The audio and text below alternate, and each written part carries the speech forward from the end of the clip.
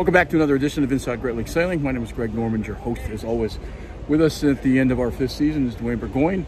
We just had a chance to come across Lake St. Clair. We didn't put the sails up, but it was a nice motor. Finished the season off. It's been an interesting 2024. We're finishing this up. We're about 5 weeks away from the last show we ran, but we wanted to make sure we had the opportunity. So in this show, you get a chance to spend some time with the boys from the GL52 fleet. We talked to John Hune, who won the overall race for the season. And then we spent some time with Bob Hughes. And we wanted to have a chance to talk to Bob about winning the season finale at Makatawa for the GL52s. So, to start with, kind of a season was it for you? It was an interesting race season across the board. It was a great season for me. I got to participate in a lot of the regattas that I got to sail in. We got to do the Mills race back down in my home area, down in Toledo. The 100th anniversary of the Mills race. It was a lot of fun. We had a lot of boats. We had big wind. We had really big wind, and it made for a pretty sporty race. Moved over to our friends over in Milwaukee. Did the South Shore. Did the Queen's Cup. That race we had big wind. We had a lot of water. It's a pretty rainy race. Got ready and did the Mackinac race, the Chicago Mackinac, and that was a big event for myself. It's been 35 years that I've started racing the Mackinacs, and that one has always eluded me. And for the first time, I got to win my class, and it was just very relieving. And then we came back and did the 100th Chicago Mackinac race on Oyster 53. So it was a great year for us in racing. And of course, as a race official, I think I did about 10 regattas as a principal race officer. So busy year, fantastic year, but weather was great. We had all different kinds of conditions. We started out the season with hoping that we were going to get a chance to do the Mills race. We were going to end up doing the Queen's Cup, and we had better intentions that we end up with results, but we had a chance to head down towards the the Mills race. So here's my first question. A 200th year race, obviously the Mac, Port Huron Mac, sponsored by Bayview, obviously the Queen's race. That puts a special emphasis on a season when you have two races that are 100 years old. Absolutely. I mean, those were just two key races that almost everybody wanted to do. So a big emphasis on them. I can tell you, as working in the marine business a little bit, there was a lot of boats spending a lot of money on racing programs, whether it was sales or getting their boats ready. But it was just good racing in the Great Lakes. Our Inside Great Lakes Sailing this year had an interesting season. We had a chance to spend, like I said, we were headed to the Mills race, had some mechanical problems. We did participate. Wanted to thank Eric Weinsma for allowing us to go on Usual Suspects and spending some time on the back of a boat for probably, I think, 18 hours. You were part of that race on Fuzzy Logic. The fact of the matter was there was as much rain for that race as any place in the world, and if you think Holly Hansen is 100% waterproof, I can promise you 6 hours in the rain in the back of a boat sitting in the middle of Lake Michigan, that's not the case. It was a fun race, and I come to find out after 15 hours coming across the finish line, we had to go all the way back to Holland because the draft getting into South Haven was too shallow, so we had to spend another 3 hours. The upside of that was it was helped along with beer, which sort of shortened some guys up, so we had a chance to have a really good time. Eric and all the folks that were on it, Casey and all the folks, Skip, and just a fun opportunity for us to race that race. And then the next week, unfortunately, Eric's mast broke with breaking in. But it's been an interesting season. We were going to be a part of the race. We were going to do some of the other races. It just didn't kind of work out. We eventually tried to do the North Channel race, and that didn't work out. But let's talk about what we did do. We had a pretty interesting summer. We had a chance to spend some time, certainly talking to some of the greats. We talked to Ken Reed, North Sails, and certainly one of the better navigators and aficionados in the sort of world of sailing. We talked to Charlie Enright, the first American to win the ocean race. We talked to Gary Johnson. We had Marseille and Barcelona. We had a chance to cover the America's Cup. We kind of broke the Paul Goodison story to some extent. Yep. And all the other stuff that went with it. That was an experience for us for the first time. And just seeing sailing at that level is a whole nother animal than it might have been for here. But it, all in all, for us, for a YouTube station that started 5 years ago, I can't tell you how much we've appreciated all of it. You know, somebody like Dwayne who's come along and helped us. We got to do a lot of the Great Lakes events, and we also saw a lot of the Great Lakes sailors going all the way up into the America's Cup. So it was a good year. We had the Olympics this year. of course, we had the championship series for S279s and T10s. We just saw a T10 across the street here, and J105s in Cleveland this year. So we got to participate in a lot of different things. The sailing programs in the Great Lakes are very active. And some of our Wednesday night programs are down a little bit, and some of our junior programs are down a little bit. But all in all, the overall sailing programs for the Great Lakes are very active. Is the junior programs down because it's cyclical in your mind? I believe so. I believe, and it's difficult is when part of U.S. Sailing is I get to talk to a lot of people, and one of the things that we know is that COVID really hurt us, and there was a lot of kids who didn't come through the Opti program.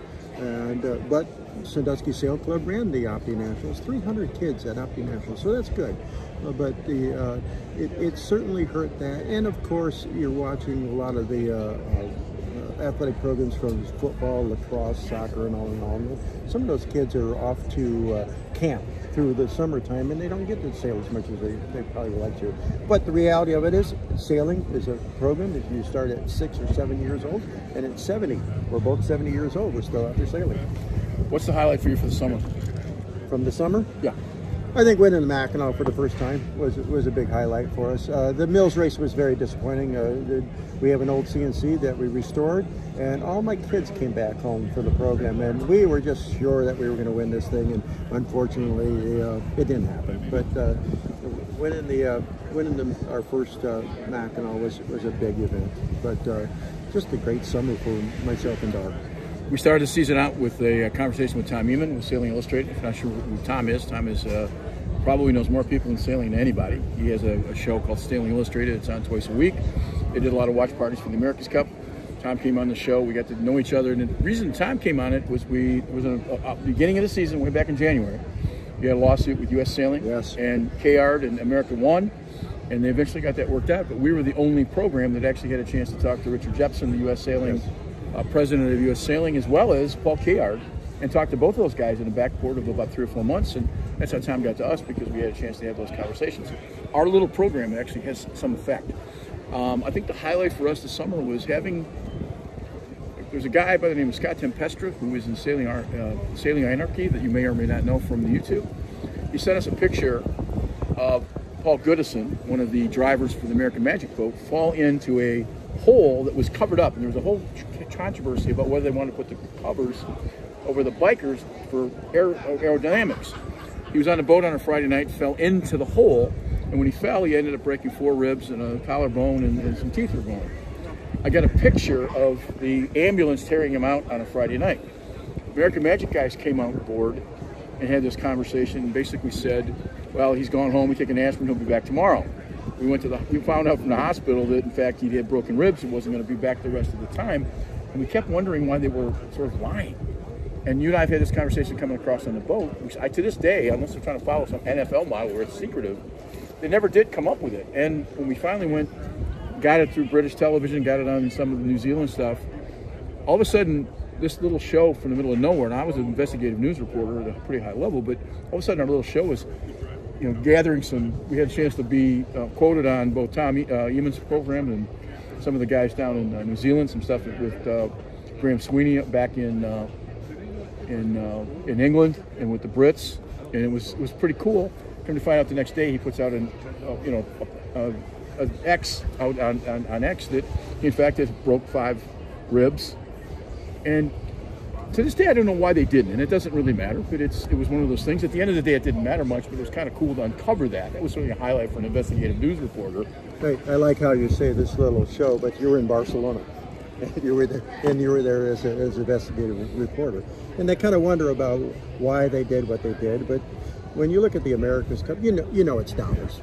You know it's all dollars, and I enjoy it. Back at North Cape Yacht Club, they say, I really liked it when America's Cup was about sailors and it wasn't about dollars. And I always remind them, how about when Vic was up against Vanderbilt? It wasn't about dollars back then. It certainly was about dollars back then. But, it became very interesting with these foiling boats and everything and the technologies that they have in there. What effect did that injury happen with American Magic? Was that enough for the other teams to beat them? Or was it just a blip in another wave, if you will? But what I really enjoyed was when you got over there, you started to understand some of the inside of the technologies, how these boats affect, and how getting the boats so low to the water and the ground effects, if you will, off the water.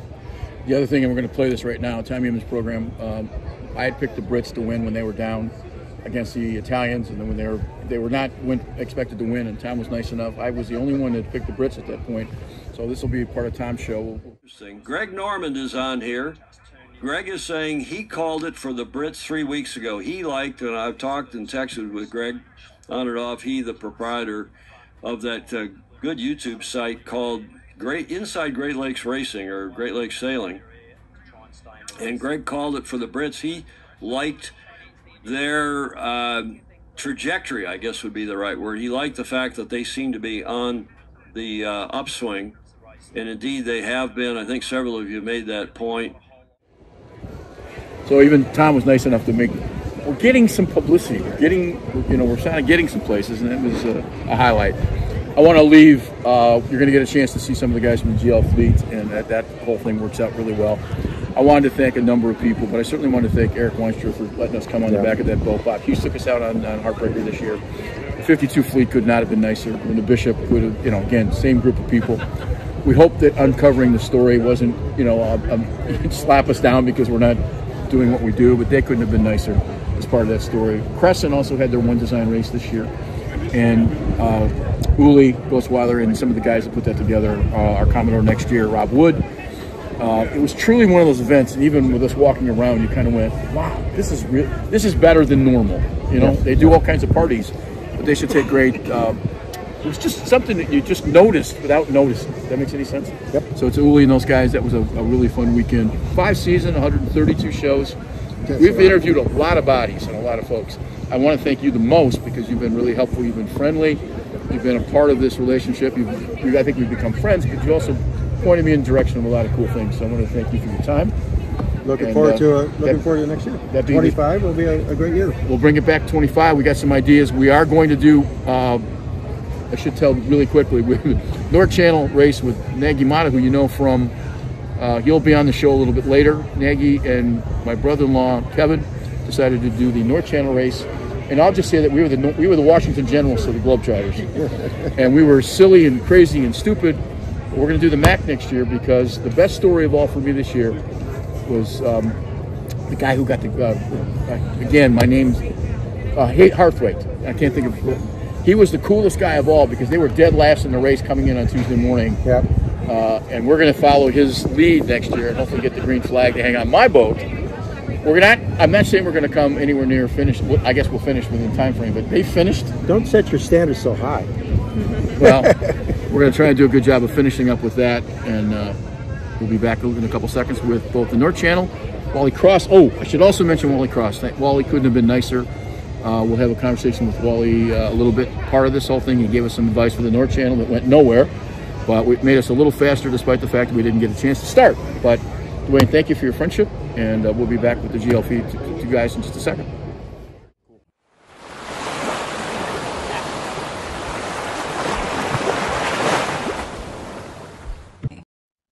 Welcome back from a simple commercial. We wanted to thank the ladies at 10 Knots. They were part of our program this year. They've got a lot of really cool stuff coming out here in the next few weeks. Check out their website, and we'll certainly have them back in the spring. Just a couple of notes before we get into the rest of the show.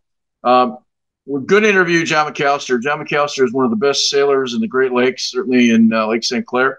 Went to Annapolis and won the Cal 25 championships on the heels of a couple years ago, Paul Nectarine, one of his closest friends, winning it here in the lake. So he was, John is a national champion. And if you ever get a chance, there's not a nicer guy on the planet. There's a picture of him here winning that championship. And I just wanted to give John a shout. He is a first-class guy, one of the best sailors that we know. And what a great championship for him on the heels of retiring. So, John, congratulations. I apologize for not getting phone conversation with you, but next year we're going to get out and watch you race on the Patriot. And we appreciate all that you've done for us and certainly your friendship. So congratulations. Up next is a kind of a conglomeration. As you guys know, Wally Cross has been on the show all year. Wally was going to attempt to help us talk through setting the boat up to win the North Channel, at least compete in the North Channel race. And a couple of us, 3 of us that were 70, decided to go out and try it. We never got back to the finish line. We just spent 6 hours. It was a kind of a tough day. This is going to be kind of weird because I want to make sure that you get at Wally's best information. And we wanted to thank him a great deal for all the stuff that he provided for us this year. There's not another guy in sailing. You can't beat how good Wally is. So it may seem a little disjointed. We're going to try and piece it together. One of the cameras and one of the SD cards didn't work. And we just want to be able to get that. And then after that, we'll bring you the guys from the 52 fleet. And I want to thank all of the folks from Eric. I think I've said that a couple times on the show. Certainly Bob Hughes this year, Bob and Laura, John Hune down in St. Louis, Chris Duhon, who had a great season, certainly had a wonderful season this year too as well. All those guys are on. We look forward to covering the 52 fleet even a little more in depth next year. And they'll have those interviews at the end of the show. So we'll be back in a second. Well, listen, I appreciate you talking to us. We're going to take a shot at this. The idea for what we've talked about, some of it may sound really rudimentary, but part of it is we think we know, and I'm asking the questions, and if it sounds dumb to you experienced sailors, the rest of us dummies are going to learn. We're going to try it with the race. But the point I was trying to make is we get into some of these races next year, we're putting our boats away now. Obviously, it's the end of September. You get a chance to think through October. Think about over the winter when you come back to spring about having somebody look at your boat and look at the process. And I think that's really important because I think there's a push recreationally to have more folks like our boat to get into the beer can racing, beer can racing rather than doing some of those things. And I think that's something that's important. And you could enjoy it as much as we mentioned Bart Harthwaite, who was the pickle boat for the MAC this year.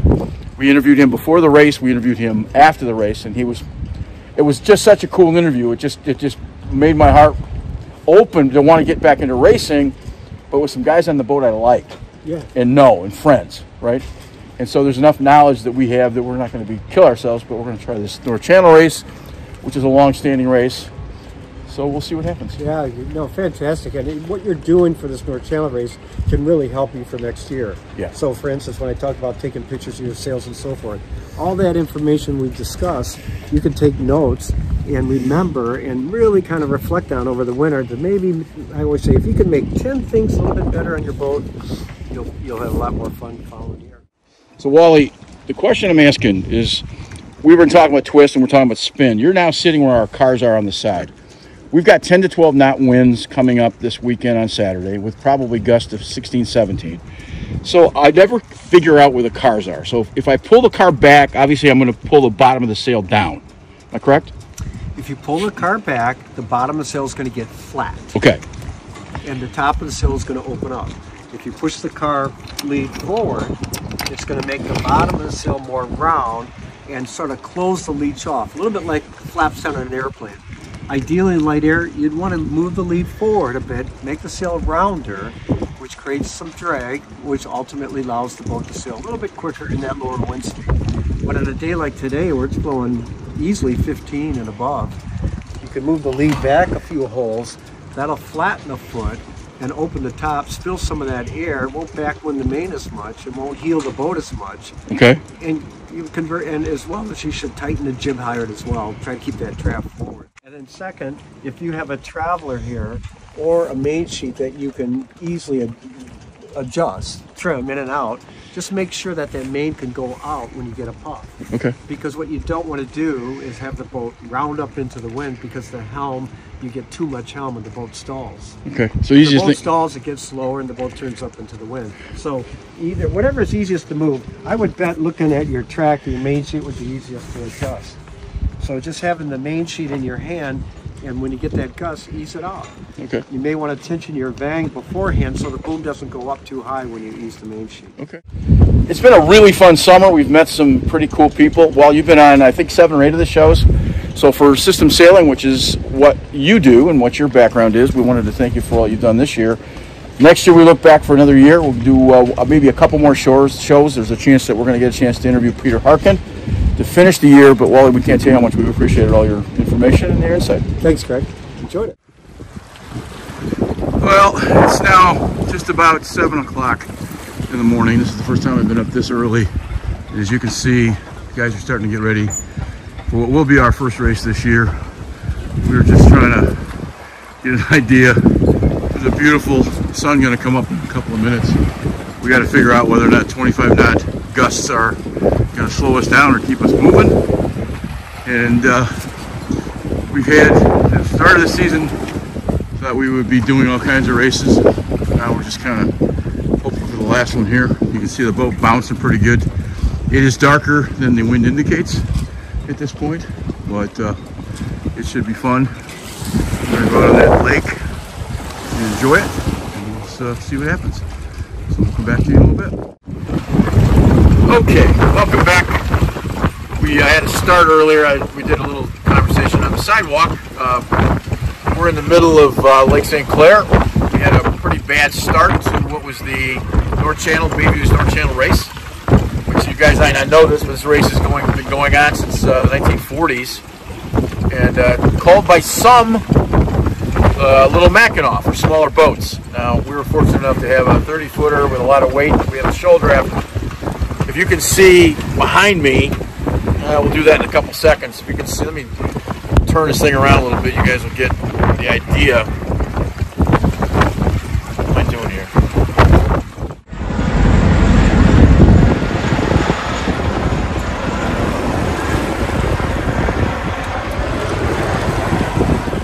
All right, so let's have this simple conversation. We're out in the lake. Big waves, as you guys can see, the big waves are there. The entire fleet has left us. Can't even see them anymore. Except for a boat way out. Any thoughts on today's race, gents? It's a good day to be on the water. It's a little crazy, a little windy, a little wet. But we did great getting to the finish, getting to the start. We just did great. And then everybody left us in their dust. Okay.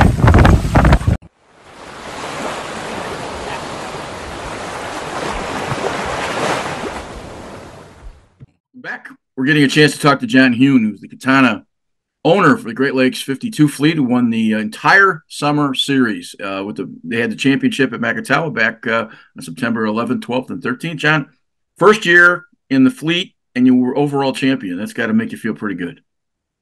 Yeah, certainly more than we expected, and it was pretty fun year, and certainly an honor to be able to get in and tangle with these really great fleet. But yeah, we put a great boat on the line and a great team together, and it's worked out better than expected. The obvious question, is it a combination or is it one or the other? And that becomes, you bought Platoon, which was last year's champion, if I'm not mistaken. That's correct. And so you got, you got a real fast boat, and you certainly got a crew. But is a combination of all those things? And then the other question I wanted to add to it would be, what'd you learn this year? You've sailed at a high level for a lot of years, but this is maybe a half a step up from what you've had in the past. What'd you learn?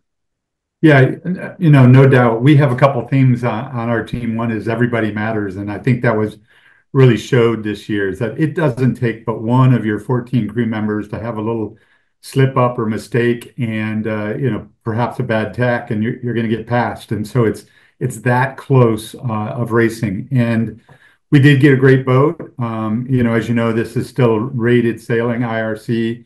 ORC, and as a result of that, we think the ratings are fair.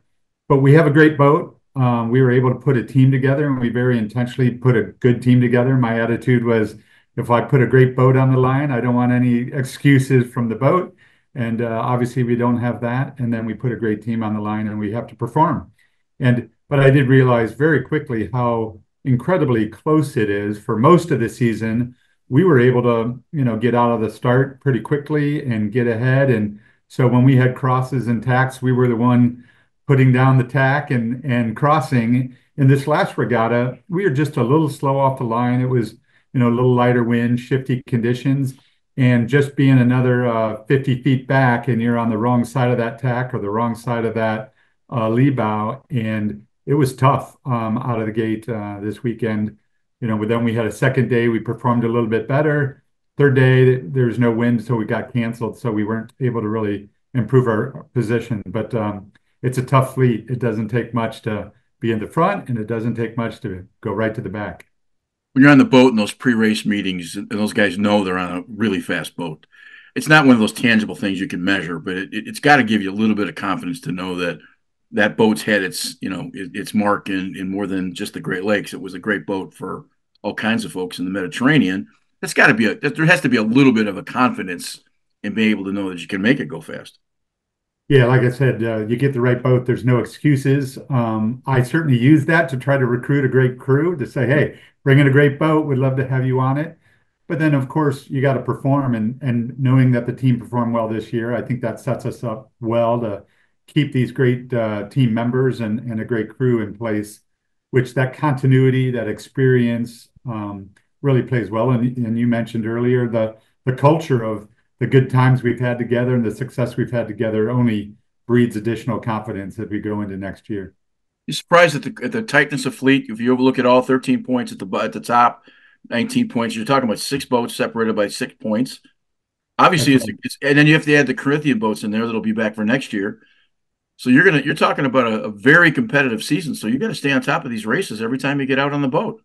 Yeah, there's no doubt. We proved in this last regatta that we needed every point we could get earlier in the season, and next year we're certainly expecting more boats. I think several additional boats are coming to the Great Lakes. Those who went out east for the ORC Worlds should be back as well. So it's very likely that we'll have 10, 12 boats on the line for several of the regattas.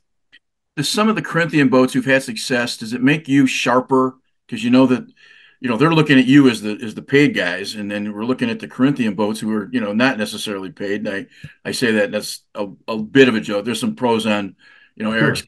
Skip Diebel and Ron Sherry and some of those kinds of guys, but it's an interesting mix because those guys that don't may have the budget you guys have, but man, they're right there. Trey They Sheehan, are right there. Yeah, and I think I'd have to go back and look, but out of 9 different boats that sailed in events this year, I know at least 6 or 7 of them won a race. So it is not like yeah. there's the top few boats and then there's the others. Everybody's winning. Everyone has some good events, and you got to stay on top of your game for sure. Now that the season's over, you've got the trophy in hand. We had that all done at Makatawa. Did you think before the season started you'd be in this position? No expectation. My goal, I'll tell you a quick story. At the first event of the season, or actually the practice weekend we put together for the crew, I bought a giant bottle of champagne and asked everyone to sign it and said, we're going to keep this bottle of champagne until we're on the podium, and then we'll share it together, thinking that might take a year, might take 2 years. They kind of ruined that plan when we got together and won the first event. So I got to come up with a new plan. But so really unexpected, but in retrospect, realize how critical this team has, or how critical it is to have this team come together and perform the way they did. It really has been amazing. Quite the experience for me. Last question is: was there a highlight? Was there a story? Was there an anecdote that stuck out that you tell your family and anybody that listened when you're at the Christmas parties? Yeah, the one that still was a highlight, but also kind of gulls me is, as you know, the MAC race was quite a windy MAC race this year. And so when we started it, the original routing came out and it was beating the record that has stood for 22 years. So I quietly mentioned it to a couple folks, and we all kind of agreed, you can't even go for the record. Let's just go sail fast as we can. And as we got up the lake, we quickly came to the conclusion we're close to being on time to beat the record. And as you know, several boats beat the record that stood for 22 years by over an hour. And then and we won on time, even though corrected, we lost a few boats. And then as we got to the dock, we realized the 80-foot carbon fiber boat beat us by 5 minutes.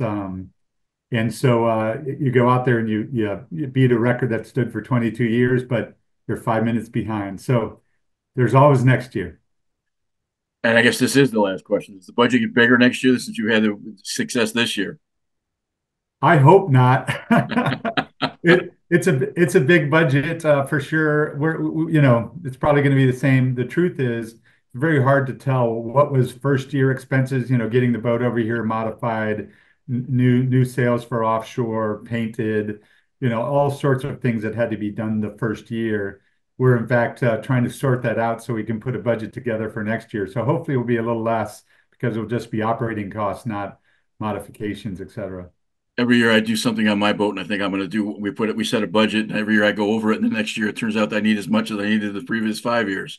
So Yeah. it is in fact that hole in the water. So there's no doubt. There's no doubt. These are expensive boats to take care of, and on top of the crew, and Pete is part of the crew as well. But Pete, the boat captain, did a phenomenal job. We didn't have any breakdowns this year, and in this type of boat, that's quite a testament to how much work goes into preparing it for every event. Well, John, thank you for spending some time with us. This is the third time we had a chance to talk to you. Congratulations on a great win. You're a great addition to the fleet, and you've always been available for us to talk to us, and I can't tell you how much I appreciate that. Great. Well, Greg, thanks for having me on, and look forward to another great year at the Great Lakes 52 fleet. Welcome back. We're talking with Bob Hughes. Bob was lucky enough to win the championship for the Great Lakes 52 fleet here in outside of Holland at Makatawa. Bob, you had an interesting season because at the end of the accumulation of the season there were 6 points between 5 boats, and you guys had a heck of a season. You finished off the championship, and it's got to make you feel pretty good on that last race. Yeah, it was a great way to end the season. We were excited at the beginning, defending champs, and we started off great. We got second in the first big red regatta around the buoys in a tough fleet, and then we won the Queen's Cup. I'm like, wow, this is a great start. And then, the Mac races were incredible sailing conditions. Obviously, once in a lifetime Chicago Mac, and even after the slow start of the Port Huron, that was an incredible sailing conditions, and we were just in typical GL52 incredible drag races all the way up, and just at the end got edged by people that did a little bit better. So that was, I think we got third and fourth in that, but we were still right in the hunt. And then the Harbor Springs regatta, and then the other one we had in Harbor Springs 2 weeks later around the buoys, that was like the worst we've sailed in years. We couldn't get spinnakers down. We didn't even have a jib up in time for one race. We just, as a whole team, sailed really, really poorly. So that was really, really frustrating to have happened. And that was like 3 or 4 weeks ago. And so to have this last one and then come back and win, and that turned some attitudes around for sure. And there's nothing like that helps. And when you win one of these things, you're always like so grateful because it's so hard to win. It's one of the few fleets where every boat's capable of winning their regatta, and you've got to sail really, really well. And like you said, get a little bit lucky to win. And those both things happened this weekend. So great job by the team. Hard to believe there's 1 point separates first and second on the obviously championship, but when you only have 6 points separating the entire fleet for the entire season, that's pretty remarkable. And the season is going to be better next year because you've got more boats coming in. But talk briefly just how competitive it is this year. It seems to be getting better every year because this year, a first-year man with the Atana with John Hune won the overall. Yes, and hats off to them. He did a brilliant move of buying Platoon, which was the world champion last year in the Super Series, and a lot of us still think it's probably still the fastest 52 out there, even with the new boats that have just tried to get up to speed this year. And he put together a great team, and they sailed very well. So hats off to John and their team because they deserve to be champions, truly. They were the best boat all year. But goodness gracious, it's like I described in the Mac races. You look to the left, you look to the right, there's another 52 right next to you. And if you take your foot off the gas pedal, make a bad move, don't trim right, someone's going to get away from you. And then you're swinging for the fences to try to catch up. And in the buoy racing, we come into the marks and they're all there at the same time. And it's just insane to have all these boats fighting for the same real estate. So you got to get a good start. You got to execute in the corners. You got to get your tactics right a lot of the time. And you got to have a little bit of luck because that always applies to sailboat racing. But all these boats, like I said, are capable of winning on any day. And so there's a lot of insanity of doing this project and continuing on the circuit, but it's, I think, for all of us, and I don't like to put words in the other guy's mouth, but it's the competition. You just can't beat it. That's addicting, and you just want to win so hard, so you keep pushing. The Corinthian fleets also get better. Obviously, Usual Suspects lost their mast, so I'm sure Eric will figure out what he's going to do to bring it back. Hooligan had a very good first season, despite the fact that I think he only raced in 4 of those events. But you've got some boats that might be a part of that full-time crew next year, and it'll be interesting to see how they do. Yeah, it was awesome. John was obviously great with Katana, and then the Askews. I mean, they're awesome sailors, and originally from around here in this neck of the woods, and they love up north. They have a place up there, and with Wizard just getting that boat put together and figuring it out, they come back next year. They're going to be going a lot faster. They'll have a year with these things. So that is an amazing team. And then A couple of other ones that have been over on the East Coast are talking about coming back here, and even another one from the West. So, yeah, I mean, when you have this core of this many boats that are that close racing boat for boat, it attracts the other ones to come because they don't have that core fleet to build off of, which we have. And then we have this great schedule and venues that it just makes it a very attractive package. And in the summer, to me, you know, I'm biased, but I don't think there's a better place to sail than the Great Lakes. So you put that all together and it gets other boats to want to come here, and it truly is the most difficult big boat Grand Prix racing in the country. There's not a tougher fleet on the East Coast. There's not a tougher on the West Coast. And think about that: the population, the money, and the number of people on those coasts, and we have the most competitive big boat fleet here in the Great Lakes. I saw some information on the East Coast Championships, and I see what you see the boats in them, and I don't. Again, personal opinion, I don't think they'd be competitive, certainly with this crew and this fleet, but I don't think they would dominate. I think you guys would probably dominate them. But quick question: how many boats makes the? I mean, if you had a magic wand, how many boats would you like to see in the fleet to make it sort of perfect, if there's such a word? Oh, you know, we had 10 on the start line for the MAC races, and that's amazing. I think Harbor Springs, we lost Eric, but we had 9 or 10 on the starting line for buoy racing, and that just changes everything. The lanes get smaller. You don't get a good start. You get shot out the back when you have that many boats. It's a whole different race course when you're racing with, 4 or 6. So, I think that 10 number, which is probably very likely to happen next year at least, and maybe more. I'm trying to be conservative. Other people are saying 12. I'll just round down to 10. That's going to be incredible racing, and it's going to put a big premium on getting off the starting line and being able to hold your lane, because the lanes are going to be a lot smaller. If you don't hold your lane, you get spat out the back, and then it's catch up. So you get to that number and you really got something. But with that said, we had 5 boats at Macatawa this weekend, and they're all capable of winning. And when they're that good, they're that close, and it's great racing. I would think, and the last question, I would think that getting that trophy at Macatawa at the last race, winning the fleet championship, it's got to make the rest of the winter sleep a little bit easier, knowing what you got coming back in the spring. It does, especially since we had such one of our worst regattas, and I've been doing this a long time, in decades, the regatta before. So we were kind of down and out, and everybody rallied, put in a great job. And kind of the bummer about the whole thing was my wife, who sails on the boat, as you know, was not able to do this regatta because I took her out on a bike crash, unfortunately. That was my fault. And so her shoulder was messed up. And the last day of the regatta was our anniversary, and she said, win this for our anniversary and win it for Simon. Simon's the best boat captain we've ever had, and this was our last regatta with us because he's going to race his 21-foot boat across the Atlantic next year, so we're going to miss him. But that was the goal, and the team came through with a great performance. So, well, listen, I wanted to thank you for all that you've done for us this year for the show, and just the opportunity to ride a little bit on Heartbreaker way back in May. And it's to get a chance to ride on that boat for even a practice session, just to realize the power and just the ability. It was pretty amazing. But you've always been available, and I'm glad you won the last championship. So I have a great winter, and I appreciate all the stuff you did for us this summer. Oh, well, thanks for covering it, and thanks to all the other owners that are crazy enough to do this, because the race wouldn't be what it is, and the fabulous crews. And there's just a lot of roots to the whole thing. I think if Doug DeVos wasn't around, the TB52 probably still wouldn't, and same guy with our own America's Cup team. So there's just a lot of center of sailing right here in the Midwest, and grateful that you're covering it, because there's not enough people covering it. So we need to get more people out doing it, get some kids going, and that'll be exciting.